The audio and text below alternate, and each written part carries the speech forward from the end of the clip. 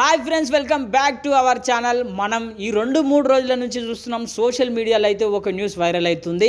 ఆ న్యూస్ ఏందో మనందరికీ తెలిసిన విషయమే, నాగబాబుకు మంత్రి పదవి అని. ఎమ్మెల్యే కాకుండానే మంత్రి ఎట్లయితాడు అంటారా? ఎమ్మెల్సీ పదవి ఇచ్చి అటు ఇంకా మంత్రిని చేస్తారట.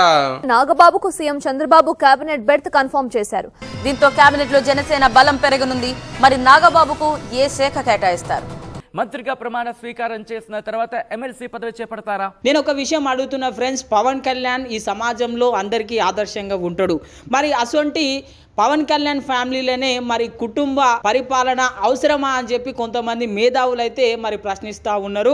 మరి కొంతవరకు సీట్లతోని నెగ్గిన పవన్ కళ్యాణ్ మరి ఈరోజు డిప్యూటీ సీఎంగా పరిపాలిస్తున్నాడు ఆంధ్రప్రదేశ్. రేపు పొద్దుగల్లా ఒకవేళ సీఎం అయితే అప్పుడు వాళ్ళ ఇంట్లో ఇంకెంతమంది మరి మంత్రులుగా పనిచేస్తారు? మరి కేసీఆర్ కుటుంబం లాగా పవన్ కళ్యాణ్ కూడా అక్కడ పరిపాలిస్తాడా ఏంది అని చెప్పి మరి చాలామంది ఆయన అభిమానులు కానీ మరి ఆంధ్రప్రదేశ్ ప్రజలు కానీ మరి ఆరోపిస్తున్నటువంటి విషయం మనందరికీ తెలిసిన విషయమే. మరి ఇప్పుడు నాగబాబుకు ఉన్నట్టుండి మంత్రి పదవి ఎందుకు ప్లాన్ చేసినట్టు అంటే మరి మనందరికీ తెలిసిన విషయమే. రాబోయే ఎలక్షన్స్లలో పార్టీ బలపరచాలి అంటే నాగబాబును ఒక అస్త్రంగా మార్చుకునే ఒక ఉపాయం చేస్తున్నట్లయితే మనకి ఇక్కడ తెలుస్తూ ఉన్నది. నాగబాబును బరిలోకి దింపితే అప్పట్లోపు మంత్రి పదవి పరంగా జనసేన క్యాడర్ను పెంచుకునే అవకాశం ఉన్నది.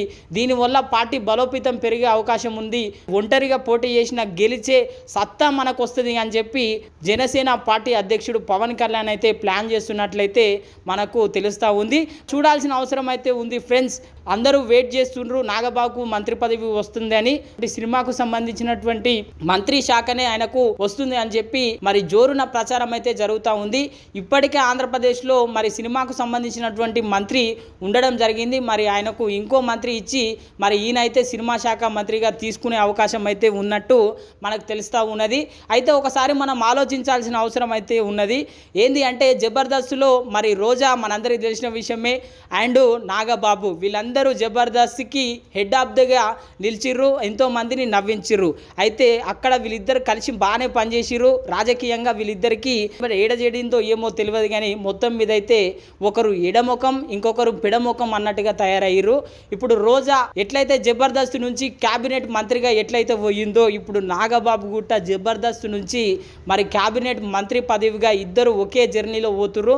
మరి చూడాల్సిన అవసరం అయితే ఉన్నది. రోజా తనదైన స్టైల్లో పరిపాలించడం జరిగింది. మరి నాగబాబు ఎట్లా ఉంటుంది పరిపాలన ఏం సంగతి అంటే ఇంకొన్ని రోజులు మనం వెయిట్ చేయాల్సిందే. ఇది ఫ్రెండ్స్ ఈరోజు అప్డేట్. చూస్తూనే ఉండండి మన ఛానల్ని. లైక్ చేయండి, షేర్ చేయండి, సబ్స్క్రైబ్ చేయండి.